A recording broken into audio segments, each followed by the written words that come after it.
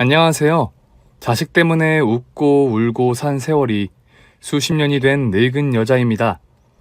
이 채널의 많은 사연을 들어보니 저처럼 자식 때문에 가슴이 아픈 사람도 있고 자식 덕분에 인생을 살맛이 나는 사람들이 계시더군요. 역시 사람 인생은 다들 비슷한가 봅니다. 그래서 제 사연도 올려보면 재밌을 것 같아 이렇게 용기를 내게 되었답니다. 시댁과 아들 이야기가 잘 버무려진 이야기이니 아마 많이 재미있을 것이라 생각됩니다. 그럼 끝까지 귀를 기울여 주세요. 베이비 부모인 저는 집도 가난한 집안에서 태어났어요. 부모님은 형편이 안 좋으니 저 하나만 낳으셨답니다. 새 식구가 입에 풀칠은 하면서 살았는데 제가 학교에 들어갈 나이가 되자 아빠가 교통사고로 돌아가셨어요. 그래서 엄마와 단둘이 살았는데 전보다 더 가난하게 지냈습니다. 배를 곪는 게 어떤 건지 익숙해서 밥을 먹지 않고 잠드는 날이 여러 날이었어요. 그런데 그렇게 가난했음에도 엄마는 무리해서 저를 고등학교까지 보내셨답니다. 중학교까지 나온 것도 감지덕지했는데 딸 인생은 당신보다 낫길 바라신다며 공부를 계속 시켜주셨어요. 그때 당시에는 상고를 나오면 은행에 취직이 가능하던 시기여서 상고에 진학했답니다. 그렇게 학창시절을 보내고 있는 와중에 엄마가 암에 걸리셨어요. 결국 저는 학교 생활과 엄마의 병수발까지 해야 했고 학교 등록금을 벌려고 주말마다 파출부로 일했답니다. 그렇게 3년의 세월을 보냈는데 엄마는 하늘나라에 가셨고 저는 학교를 졸업하고 마을에 있는 은행에 취직했어요. 하늘 아래 가족 없이 혼자가 되었지만 먹고 살 걱정 없는 직업을 갖게 되어 다행이기도 했답니다. 제가 학교를 제대로 못 나왔다면 월급 받아가며 일할 자리를 찾는 게 보통 힘든 일이 아니었을 테니까요. 그리고 제 입으로 말하긴 조금 민망하지만 마을에서 저 진선미 은행원은 많이 유명했습니다. 얼굴 예쁘고 싹싹하고 친절하다면서 중매 서겠다는 분들이 많았어요. 저야 감사한 마음에 맞선을 여러 차례 받아들였어요. 그래서 여러 남자를 만나봤는데 이상하게 마음이 가는 사람이 없었습니다. 다들 멋지고 능력 있었는데 제가 아직 결혼에 대한 준비가 되지 않았는지 한번 만나고 나면 이후 보고 싶지 않았답니다. 그래서 은행원으로 일하면서 혼자 사는 삶을 5년 정도 이어갔습니다. 그리고 여전히 저에게 중매를 봐주신다는 손님들이 계셔서 1년에 한두 번은 맞선을 보기도 했답니다. 하지만 역시나 자연스럽지 못한 만남이어서 그런지 인연을 만나지 못했어요. 멋지고 잘난 남자들만 나왔지만 이상하게 이질감이 들어서 한 번에 만난 뒤에는 쳐다도 보지 않았답니다. 저는 요즘 말로 자연스러운 만남을 추구하는 자만추였나 봅니다. 그래서 어딘가에 있을 저의 인연을 기다리기로 하고 다시는 선을 보지 않기로 다짐했어요. 35년 전 당시에는 여자 나이 20대 후반이면 노처녀라는 꼬리표가 붙는 시기였는데 제가 그 나이가 되도록 시집도 연애도 하지 못하고 있었답니다. 그런데 언제부턴가 제 마음에 들어와 앉아있는 남자가 있었어요. 제가 일하는 은행의 VIP 고객님이었는데 매주 입출금을 담당했어요. 제 철칙이 고객과는 사적으로 만나지 않는 것이라 손님 이상의 감정을 키우지 않았는데 그 VIP 고객이 은행만 오면 저에게 추파를 던졌습니다.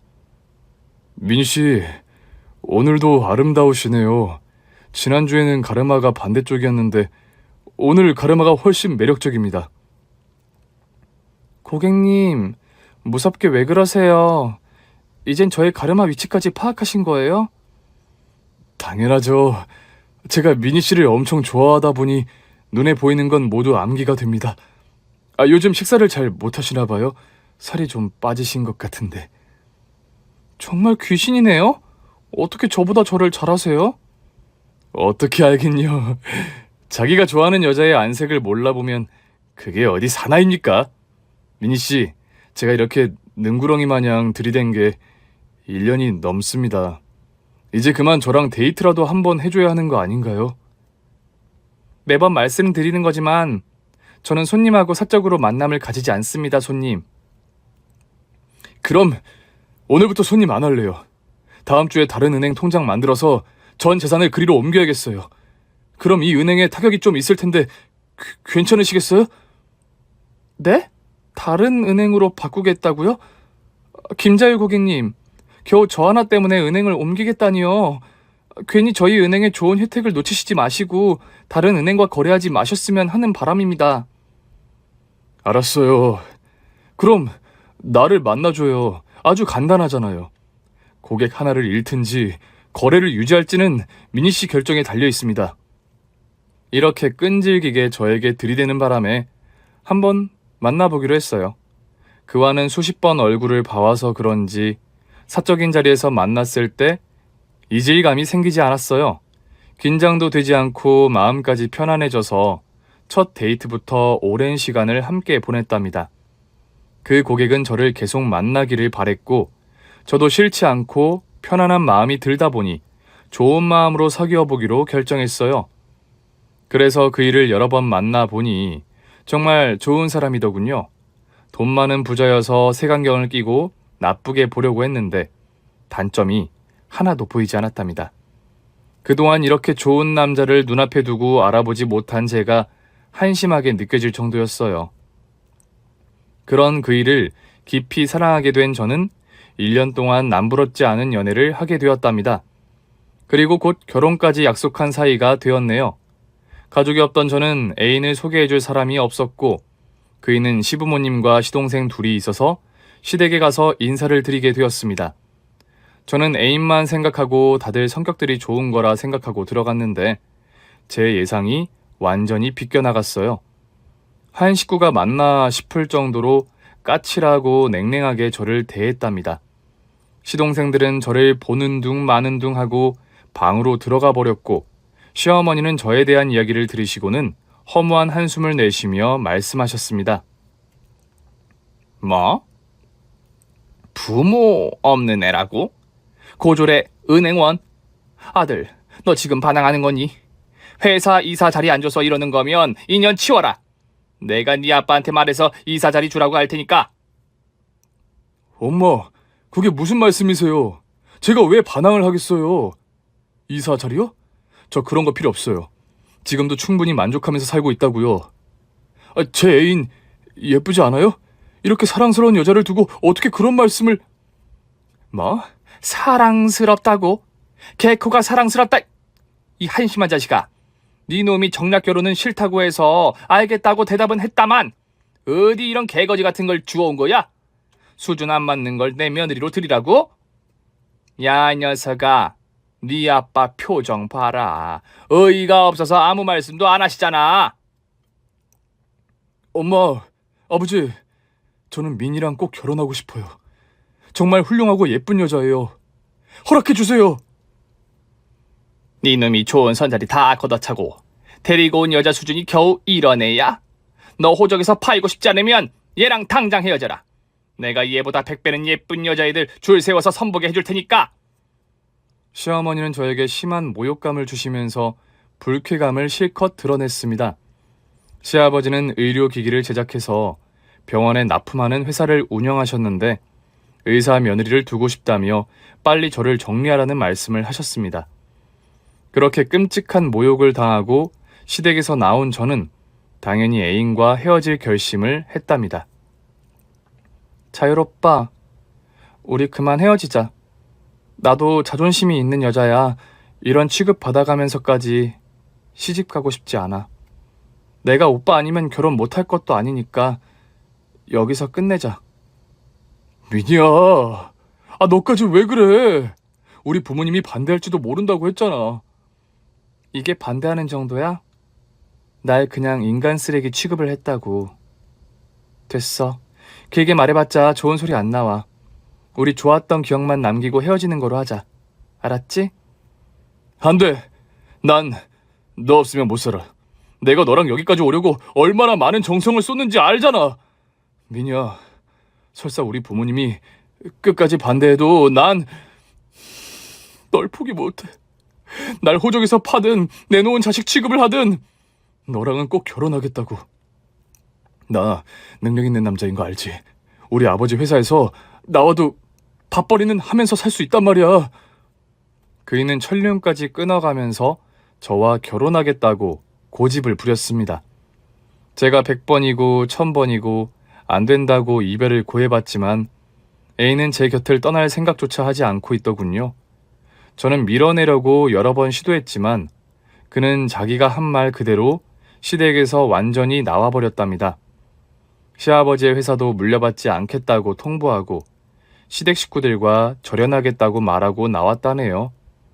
저는 그 말을 듣고 왜 그런 바보 같은 짓을 했느냐며 돌려보내려고 했는데 이미 벌어진 일이니 저더러 끝까지 함께 사고 치자고 하더라고요. 그래서 저는 이렇게 저를 사랑해주고 진심인 남자와 둘이 결혼하기로 했답니다. 물론 축복해주는 사람이 하나 없었지만 둘만의 결혼식을 올렸어요. 교회에 가면 목사님이 간단하게나마 예식을 해주신다고 해서 부부의 연을 맺었답니다. 그리고 남편과 저의 재산을 다 털어서 신혼집과 혼수를 같이 마련했어요. 둘이 살기에 과분한 주택이었는데 저희 둘 다 능력 있는 사람이니 일을 크게 저질렀네요. 남편은 시아버지 그늘에서 벗어나 규모가 큰 회사의 과장으로 입사했습니다. 결혼도 하고 자리도 잡았으니 다행이었죠. 그리고 결혼 생활 3년 만에 임신까지 했답니다. 이제는 되돌리려고 해도 절대 그렇게 할 수 없게 되었어요. 이듬해 아이를 출산했는데 남편을 빼다 박은 아들 녀석이 태어났답니다. 저는 새 식구가 평범하게 잘 살기만을 바랬는데 어느 날 제가 아들을 낳았다는 소식을 듣고 시부모님이 찾아오셨습니다. 제가 집안에 대를 잇는 아들을 낳았다고 하니 용서와 화해하고 지내자고 오신 거였어요. 시어머니는 이전에 저에게 하신 걸 사과하셨습니다. 며느라, 그동안 마음고생 많았지? 이 늙은이 심보가 고약해서 너에게 못할 짓을 한 것 같구나. 이제라도 우리 가족으로 받아주지 않을래? 어머님, 제가 아들을 낳았다고 이러시는 거예요? 그래, 돌려 말하지 않으마. 우린 장손을 낳은 소식을 듣고 왔다. 비록 반대한 결혼이긴 하지만 우리 핏줄을 낳은 귀인이니 더는 모른 척할 수 없겠더구나. 제가 아들을 낳지 않았더라면 계속 반대하셨겠죠? 제 남편을 호적에서 파려고도 하셨겠죠? 이것아, 천륜을 저버리는 짓을 왜 하겠니? 그리고 과거 모질게 군 건 진심으로 사과하잖니? 며느라, 너에게 모질게 굴었던 거 모두 잘못했다. 이제라도 한 식구로 잘 지내보면 안 되겠니? 꽉 막힌 노인네들이 막말한 거로 생각해주고 용서를 해주렴. 저는 시부모님의 말씀에 쉽게 마음이 넘어가진 않았지만 남편과 태어난 아들을 위해 져주기로 했어요. 사과를 받아들이고 시부모님과 왕래하며 지내기로 했답니다. 네, 사과 감사해요. 충분히 저를 미워하고 반대할 만했으니 이해가 되기도 합니다. 대신 앞으로는 저를 막대해 주시진 말아주세요. 며느리로 인정해 주시고 잘 대해달라는 말씀입니다. 그래, 알았다. 전과 같이 막대하는 일은 없을 게다. 그럼 우릴 받아주는 거지? 시부모님은 손자 앞에서는 상냥함이 넘치는 사람들이었어요. 이럴 줄 알았으면 애를 먼저 낳고 시댁에 갈 걸 그랬나 봅니다. 여하튼 시부모님과 화해를 하고 시댁에 찾아가게 되었어요.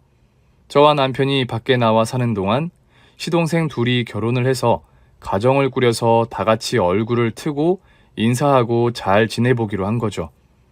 그렇게 시동생들과 동서들을 만나게 되었는데 결론적으로 말하자면 괜히 만남을 가진 것 같았습니다. 시동생들은 끼리끼리 비슷한 여자들과 결혼했더군요. 첫째 동서는 인스타로 물건을 팔며 허세를 부리는 여자였고 둘째 동서는 명품샵을 운영하는 여자였습니다. 둘 다 벌이가 좋아서 그런지 사람 무시하는 게 몸에 배있더군요. 처음 본 동서들은 저에게 옷부터 지적했습니다. 어머, 저런 옷은 어디서 사셨지? 아니다, 언제 사셨냐고 물어야 하나? 여하튼 저도 안 입을 만한 옷을 입고 오셔서 깜짝 놀랐어요, 형님. 저 인스타로 옷을 불티나게 파는 사람인데 팔고 남은 거 좀 가져다 드릴까요? 옷뿐만 아니라 들고 온 가방 좀 봐. 천떼기 가방을 자신있게 들고 온 거 보니까 평생 명품 구경도 못 해본 사람 같네. 형님, 제가 안 쓰는 가방 좀 갖다 드릴까요? 여자란 자고로 꾸며야 한다고요. 동서들, 만나서 반갑긴 한데 처음 보자마자 이런 식으로 지적하면서 사람을 하대하는 건 좀 아니지 않나? 형님, 저희는 하대하는 게 아니라 형님 스타일을 바꿔드리고 싶어서 드리는 말씀이에요. 형님 자격지심 있으시죠? 그러니까 좋은 말을 해도 나쁘게 받아들이고 그러시지. 그러게요. 우리가 무슨 말실수를 했다고 저러시는 건지. 됐어요. 그냥 그러고 다니세요. 대신 길 가다가 저희를 만나면 모른 척 해주세요. 난 인플루언서라 사람들이 형님 같은 촌스러운 스타일의 여자랑 다니는 걸 보게 되면 팬이 떨어지거든요. 동서들은 정말로 철딱서니가 없어 보였습니다. 또 한 소리를 했다간 따박따박 말대답을 해서 말다툼이 날 것 같아 한 살이라도 많은 제가 이해하고 넘어갔어요. 그리고 시댁에 가더라도 동서들이 없을 때나 가야겠다고 마음먹었습니다. 그렇게 세월은 흘러갔고 제 아들이 중학생이 되었습니다. 아들은 영재 판정을 받고 학교에서도 영재반에 들어가 공부하는 열정적인 학생이었습니다. 반면 동서들이 낳은 조카들은 학교에서 사고치고 공부도 지지 못하는 아이들이었어요. 제가 왜 이렇게 비교를 하며 흉을 보는지 궁금하시죠? 동서들 자식들과 제 아들이 같은 학교를 다녔는데 동서들이 선생님들에게 제 아들 흉을 그렇게 많이 봤답니다. 어설프게 공부하는 애가 특별 영재반에 들어간 게 말이 되냐면서 영재 학급에서 빼라는 컴플레인을 걸었다네요. 하지만 선생님들은 제 아들을 여전히 영재로 대해주며 동서들의 컴플레인을 묵살했습니다. 그러자 학부모 회장인 첫째 동서가 아동차별을 방지하는 대안으로 영재 학급을 폐지하자고 하더군요. 이에 많은 학부모들이 동서의 말을 듣고 학교에 크게 항의를 했어요. 그래서 학교 측은 영재 학급을 폐지하게 되었고 제 아들은 영재 교육받는 걸 못하게 되었습니다.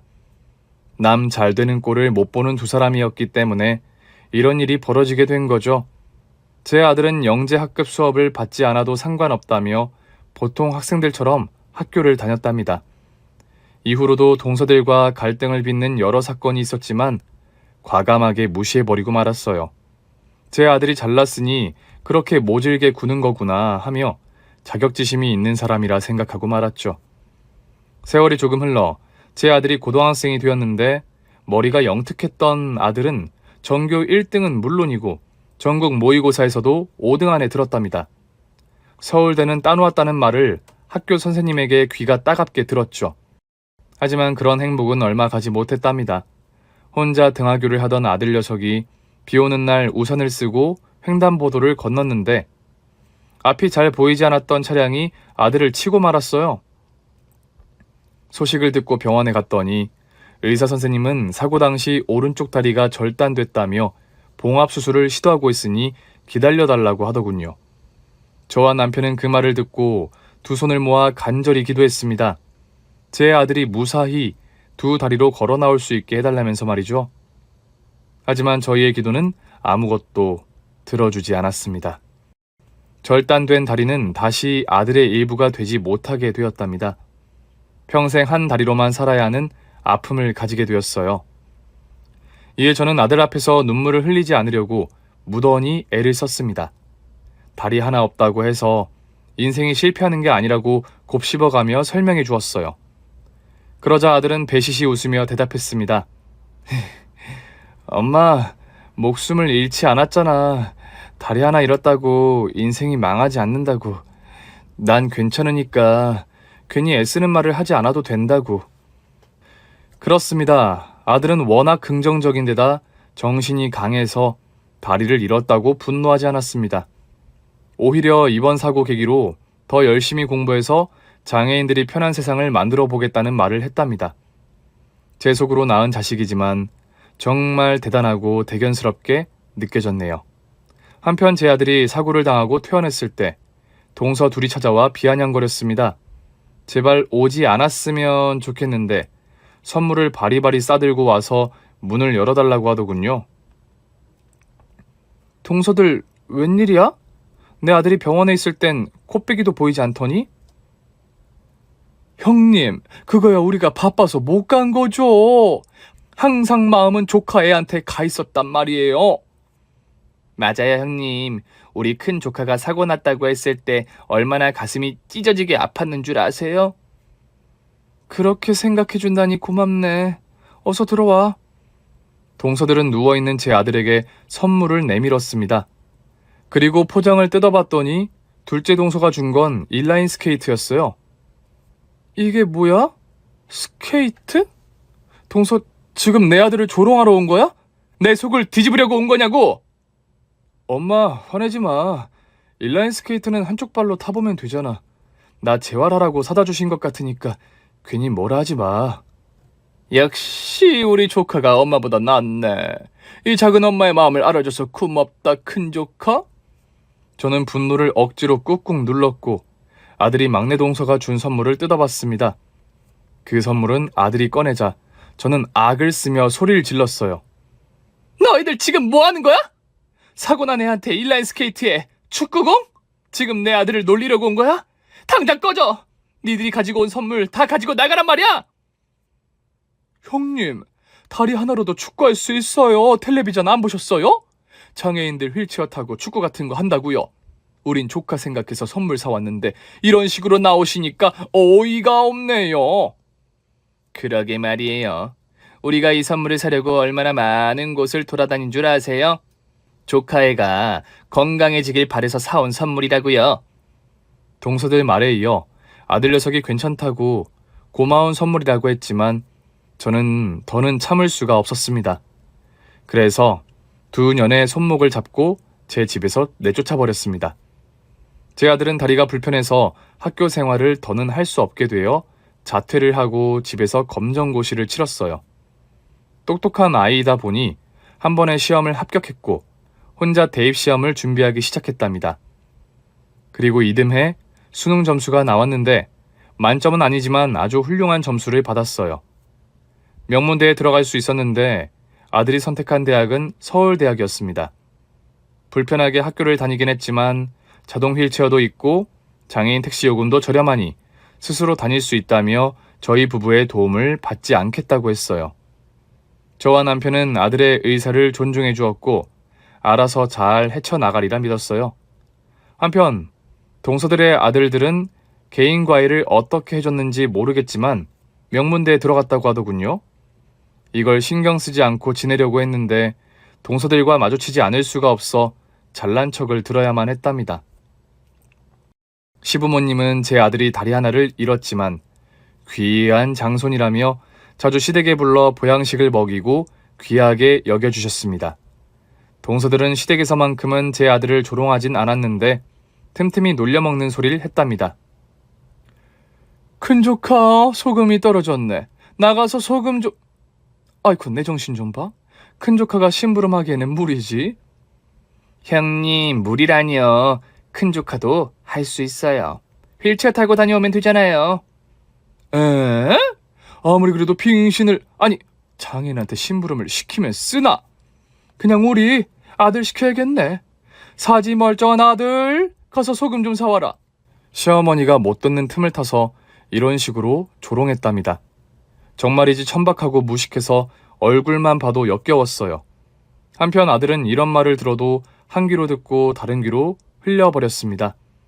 그리고 시아버지가 연세가 많이 들게 되시면서 의료기기 회사를 누구에게 물려줄지 고민이 많아지셨습니다.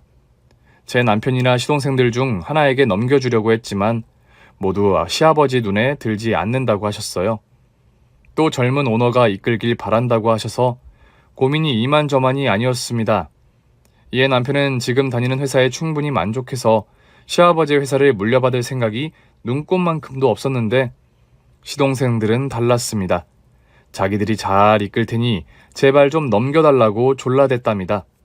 하지만 시아버지의 눈에 차는 자식이 없어서 몇 년 더 버티다가 후계자를 정하겠다고 하셨어요. 그 사이 동서들의 자식들이 명문대를 나와 시아버지 회사를 탐내기 시작했어요. 할아버지, 저는 의료기기 사업을 지금보다 2배 이상으로 올릴 수 있습니다. 저 경영학을 전공해서 어떻게 해야 회사를 크게 만들지 알고 있다고요. 여러 후계자들 알아보지 마시고 친손자인 저한테 넘기시라고요. 절대 실망시키지 않겠습니다. 할아버지, 저는 공대 나왔습니다. 저의 주식으로 기술을 발달시켜서 회사를 업그레이드 시킬 수 있어요. 저한테 회사를 넘겨주시면 기술 발전이 뭔지 보여드리겠습니다. 회사를 세계적으로 유명하게 만들겠다고요. 조카 둘이 말하자 큰 동서가 입을 열더군요. 아버님, 그러지 말고 이 둘을 같이 후계자로 삼아주세요. 둘의 머리 정도면 기업을 물려받아도 걱정 하나 없겠다고요. 이제 애들 나이가 곧 30이에요. 지금 다니는 회사에서도 인정받는 엘리트인데 아버님 회사를 물려받지 못할 이유가 없잖아요? 시아버지 회사를 눈독 들이던 건 두 동서와 조카들이었습니다. 한편 제 아들은 스스로 창업해서 회사를 운영하겠다고 마음을 먹고 있어서 시아버지의 회사를 조금도 탐내지 않았답니다. 그래서 시아버지가 제 아들에게 물었어요. 김선자 철민아, 너는 내 회사에 들어오고 싶지 않은 게냐? 서울대식이나 나왔으면 네가 뭘 해도 잘 해낼 것 같은데 말이야. 네, 할아버지. 저는 지금 뭔가를 개발하고 있어요. 이걸 혼자 개시해서 사업할 계획입니다. 그게 뭔데? 이 할애비한테 보여주면 안 되겠니? 네, 아직 미완성이라서요. 나중에 완성되면 자신 있게 보여드릴게요. 두 사람의 대화에 동서들이 끼어들었습니다.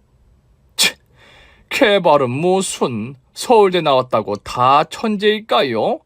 운 좋게 들어간 걸 가지고 대단한 발명이라도 한 것처럼 말하네. 그러게 말이에요. 다리 하나 없는 애가 해봤자 뭘 하겠어요. 편한 목발이나 휠체어나 개발하고 있겠죠. 아버님, 저 다리 하나밖에 없는 조카애한테 회사 물려줄 생각하지 마시고 능력 있는 우리 애들한테 회사를 물려주세요. 얘들아, 내 큰손자한테 말실수 좀 하지 말거라.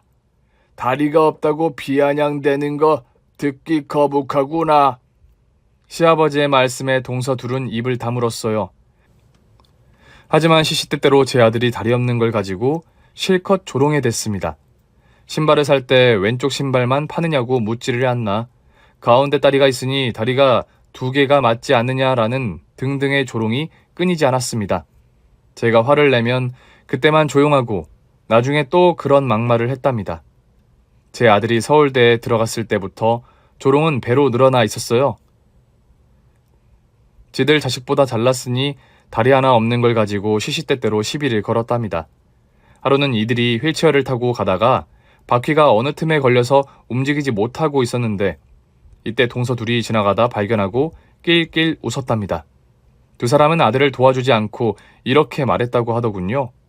제 아들이 어지간해서 고자질 같은 건 안 하는데 그날은 너무 화가 나서 저에게 일러 바치더라고요. 어머, 큰 조카 아니야? 보도블록 사이로 바퀴가 낀 모양이네? 혼자서 못 나오나? 잠깐, 휠체어에 내려서 뽑아봐! 형님, 빙신이 혼자 이걸 어떻게 빼요? 조카, 이를 어쩌면 좋아. 여기 지나가는 사람도 거의 없는데 말이야. 우리가 도와줄까? 네? 그래 주시면 저야 감사하죠. 작은 엄마들께서 좀 밀어주시겠어요? 야야, 우리가 무슨 힘이 있다고 이걸 빼겠어. 바퀴가 단단히 걸렸는데 말이야. 조카, 그러지 말고 기어서 집에 가는 게 어때?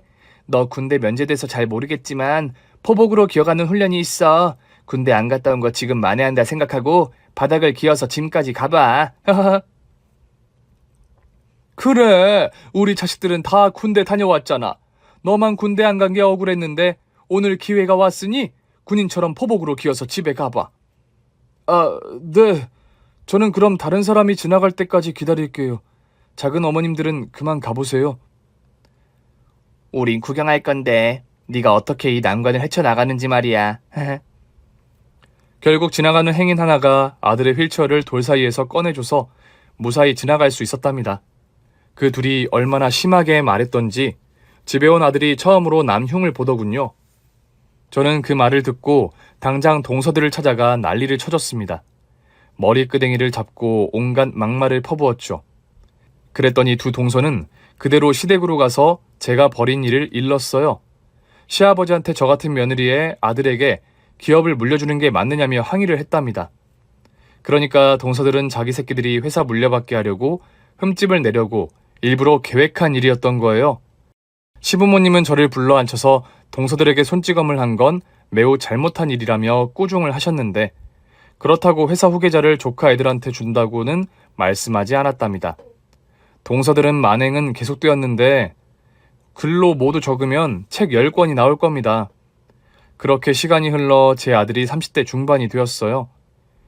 집에서 많은 재료를 사서 제품을 개발하는 일을 해왔는데 드디어 완성됐다며 저와 남편에게 발명한 물건을 보여줬습니다. 저는 그걸 보고 어찌나 신기하고 대단하던지 아들이 끌어안고 오열까지 했답니다. 아들은 자기가 만든 기술을 언론에 알리려고 여러 곳의 방송사에 이메일을 보냈어요. 다리 하나 없는 장애인이 신기한 발명품을 만들었다고 하니 인터뷰하러 여러 곳에서 찾아왔답니다. 이들이 개발한 제품은 로봇다리였어요.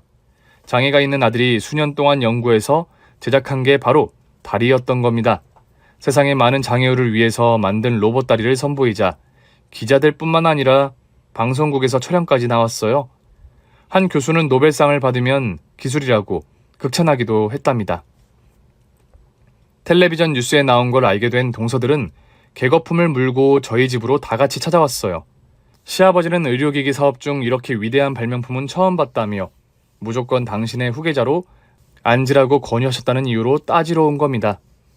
저희 집에 들어온 동서들은 이깟 쇳덩어리가 뭐가 대단하냐며 반기를 들더군요. 어이 큰 조카, 이런 쓰잘데기 없는 거 만들어서 사람들한테 동정표 받으니까 좋아? 사람들은 다리 하나 없는 네가 불쌍해서 이걸 신기하게 봐주는 것뿐이야. 이걸 판매하면 팔리기나 하겠니? 그러게 말이에요, 형님. 이런 건 우리 애들도 쉽게 만들겠어요. 아까 로봇다리가 뭐 대단하다고 난리인 줄 모르겠다니까. 조카야, 이건 무슨 기능이 있니? 네? 제가 착용하고 걷는 거 못 보셨어요? 제 왼쪽 다리의 움직임을 스캔해서 똑같이 다리를 굽히면서 움직이는 기능을 가지고 있다고요. 겨우 그것뿐이야? 난 또 이 쇳덩이가 대신 운전도 해주고 사람을 패줄 수 있는 줄 알았네. 대신 운전도 가능해요. 리모컨을 조정하면 충분히 다 가능합니다. 다만 나라에서 아직 운전하도록 허가가 나지 않아서 사용은 못하지만요. 거봐, 우리 말이 맞네. 이거 쓸모없는 쇳덩이잖아. 이딴 건 왜 만들어서 네 할아버지가 혹하게 만든 거야? 이제 겨우 우리 애들이 회사를 물려받게 해줄 수 있었는데 너 때문에 일을 그르치게 생겼다고? 그게 왜 저 때문이죠? 사촌 동생들이 무능해서 후계자가 못 되는 거 아닌가요?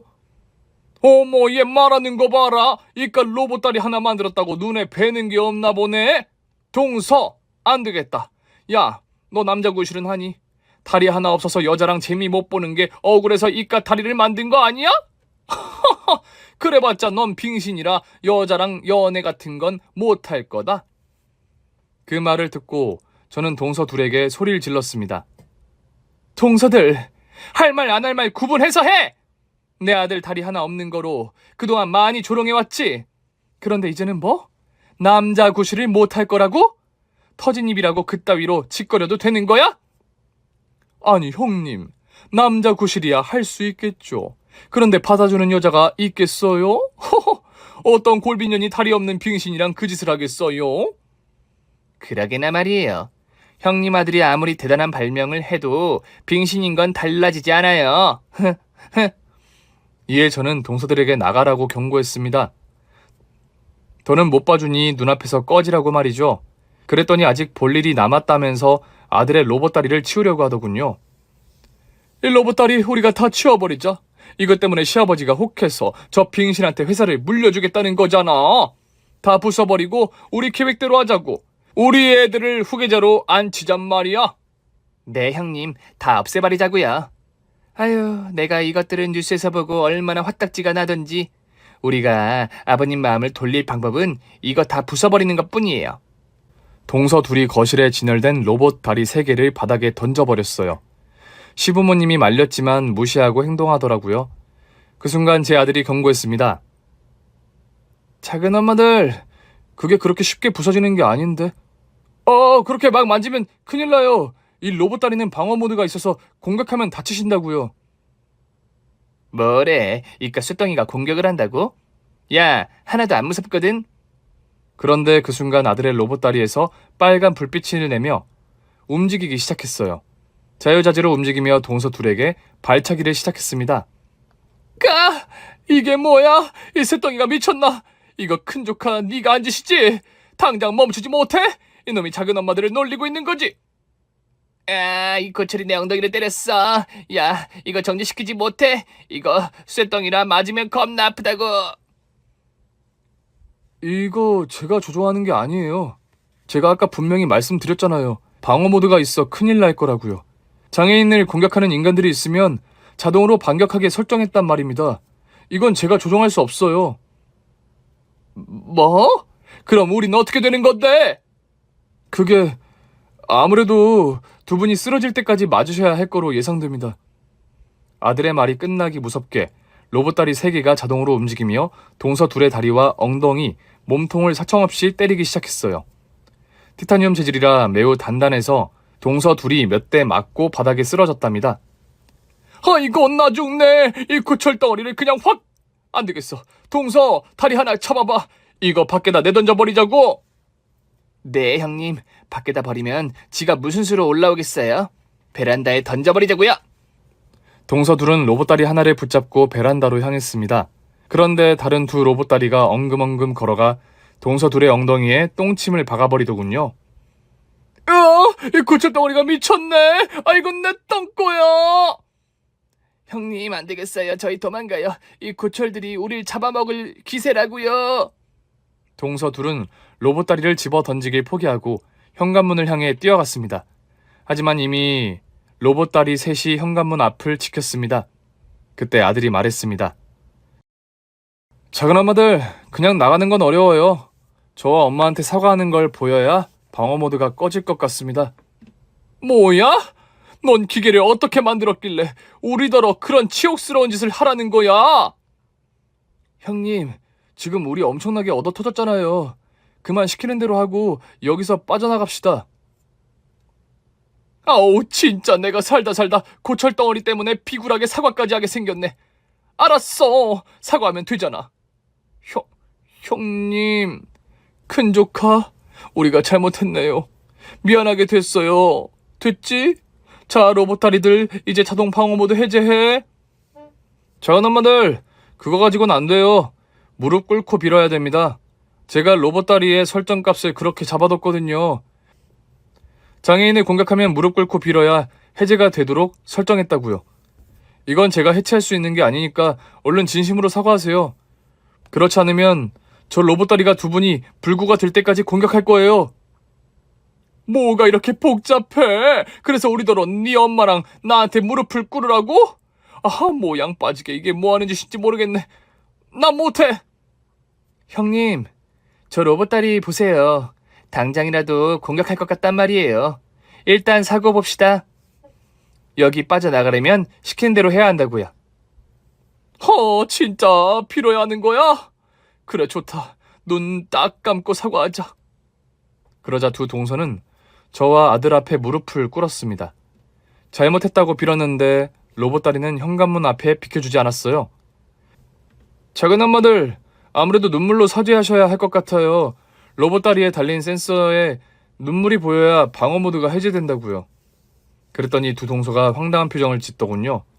그 순간 다리 하나가 엉금엉금 다가와 두 동서에게 발차기를 하려고 했어요. 그제야 두 동서가 납작 엎드리며 사과를 하기 시작했습니다.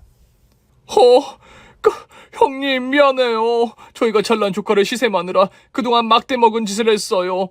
다리 빙신이라고 놀린 것도 너무 죄송하고 조롱했던 모든 걸 사과드립니다. 진심으로 죄송합니다. 저도요, 형님. 서울대 나온 조카애가 시아버지 회사를 물려받을까봐 걱정이 돼서 못된 말과 행동을 했어요. 큰조카, 진심으로 미안하네. 앞으로는 절대 놀리지 않을게.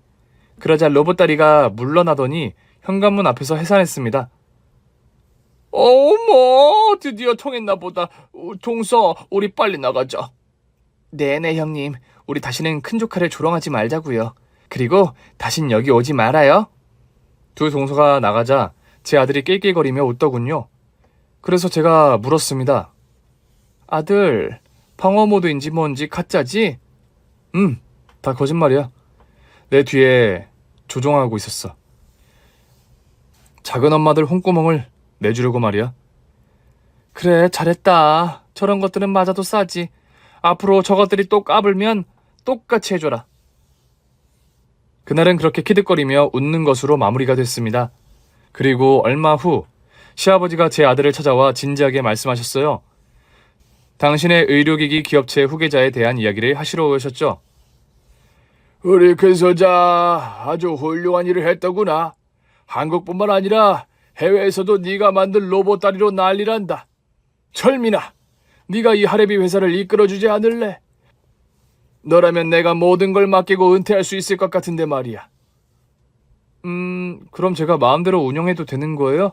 저는 장애인들을 위해 매출의 절반을 기부하면서 살고 싶은데. 안 될 이유가 있겠니? 네 회사가 되면 네가 다 알아서 하는 거다. 나 일정 간섭하지 않을 거야. 다만 네 사촌 동생들은 네 밑에 두지 말거라. 돈 욕심만 많은 것들이 내 회사 임원으로 있는 꼴은 절대 못 본다. 네, 당연하죠. 저도 사촌 동생들이랑 같이 일하고 싶은 마음은 추호도 없습니다. 할아버지, 제가 로봇 다리에 이어서 로봇 팔도 제작할 것이고 장애인을 위한 많은 기계들을 만들 거예요. 회사를 단순 의료기기 업체가 아닌 장애 의료기기 업체로 탈바꿈해도 동의하시는 거죠? 물론 지속적으로 제작해온 의료기기들은 계속 생산할 겁니다. 보통 사람들이 동시에 이용할 수 있는 제품도 만들 거고요. 아이고, 우리 손자가 참으로 훌륭하네. 나에게 이런 핏줄이 있다는 게 자랑스럽구나. 그래, 고맙다, 철민아. 그럼 난 회사에서 손을 뗄 테니 네가 대신 잘 운영해 주거라. 그렇게 제 아들은 시아버지의 회사를 물려받은 새로운 대표자가 되었습니다. 이후 동서들은 어떻게 해서든 지들 자식들을 제 아들 회사에 꽂으려고 해봤지만 어림도 없었습니다. 그리고 알고 보니 조카들은 명문대에 나오긴 했지만 학점이 거의 바닥이어서 다른 곳에 취직하는 것도 어렵다고 전했어요. 오갈 데가 없었으니 그렇게 시아버지 회사에 목을 메고 있었던 겁니다. 결국 조카애들은 백수건달로 지내며 동서들에게 돈을 축내는 기생충 같은 인생을 살게 되었습니다. 또 시아버지 회사에 발도 못 들이는 사정이 되자 시동생들과 부부 사이가 좋지 않아서 이혼까지 하게 되었다네요. 두 동서는 하는 일이 잘 되긴 했지만 지들 자식들에게 사업을 차려주려고 하던 일을 때려치웠답니다. 하지만 조카들이 사업을 잘 운영하기는커녕 빚만 늘려놓고 부도 처리를 했어요. 그래서 동서들 집안은 철저하게 망해서 일용직이나 하면서 살게 되었답니다. 그게 다 인과응보 아닐까 하는 생각이 듭니다. 한편 제 아들은 의료기기 기업을 크게 번창시켰어요. 해외 3곳에 회사를 차려서 많은 장애인들 위한 로봇팔과 다리, 오토 휠체어와 오토 목발까지 개발해서 판매하고 있답니다. 아주 크게 성공하긴 했지만 아들은 매출의 절반을 장애인과 취약계층에 기부를 해서 돈벼락 맞을 만큼의 수준은 아니었네요.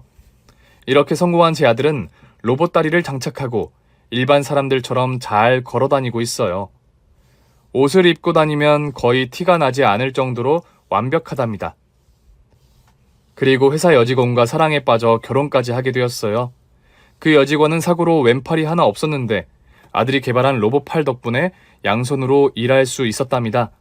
여하튼 그렇게 장애가 있는 두 사람이 결혼해서 자식까지 낳고 잘 지내고 있답니다. 유년 시절에는 가난을, 이후에는 가족 하나 없이 외롭게 살던 삶을, 남편과 결혼해 버림당하고 아들과 살았던 이야기를 모두 마음속에서 끄집어내 적어봤네요. 제 이야기로 즐거움을 얻으셨으면 좋겠네요. 그럼 저는 이만 손녀딸을 보러 가야겠네요. 끝까지 들어주신 분들께 심심한 감사의 말씀을 드립니다. 고맙습니다. 안녕히 계세요. 오늘 준비한 사연은 여기까지입니다. 재미있게 들으셨다면 구독과 좋아요, 알림 설정까지 눌러주세요. 그럼 저는 다음 사연으로 찾아뵐게요. 오늘도 건강하고 행복하세요.